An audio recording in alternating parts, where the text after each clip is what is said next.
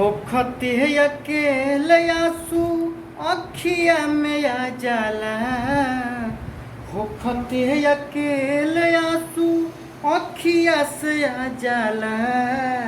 प्रीतिया के मारल लोगवा दूर से चिन्हा जाला।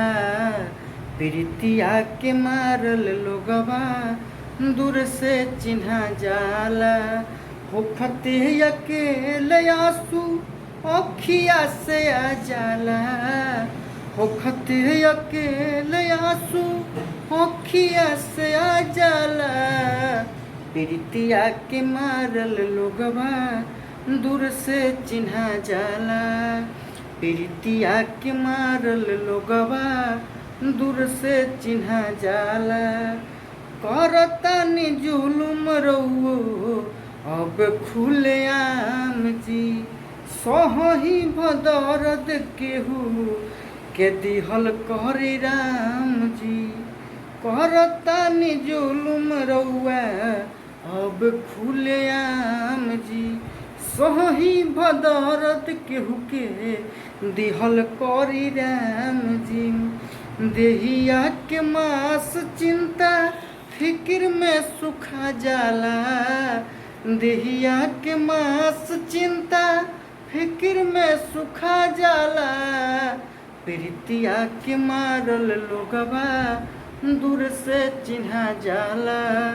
प्रीतिया के मारल लोगवा दूर से चिन्हा जाला। दोष न रंजन कबू केहू पे लगाई।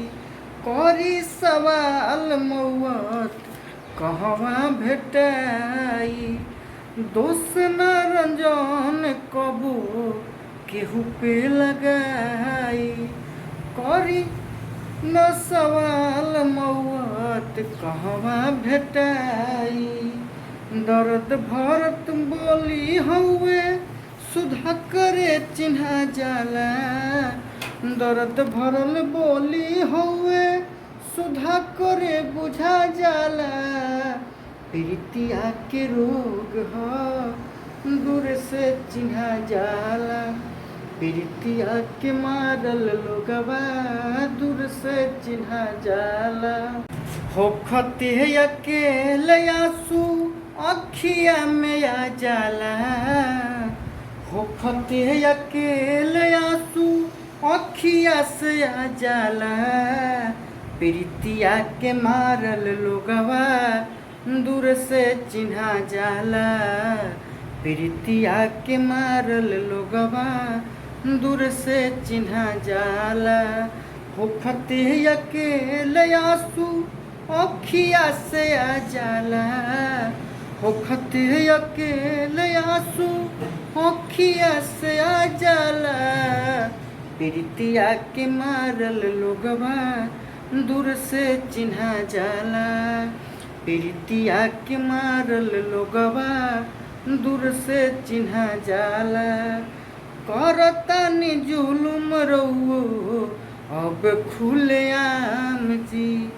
सहही भदरद केहू के दिहल करी राम जी।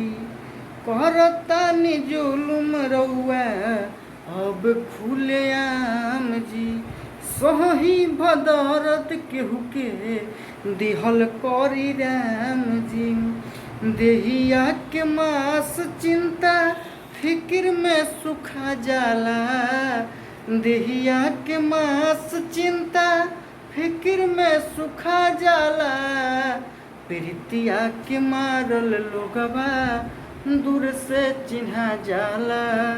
प्रीतिया के मारल लोगवा दूर से चिन्हा जाला।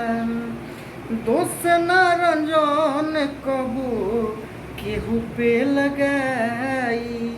करी सवाल मौत कहवा भेटाई। दोष न रंजन कबू केहू पे लगाई। करी न सवाल मौत कहवा भेटाई।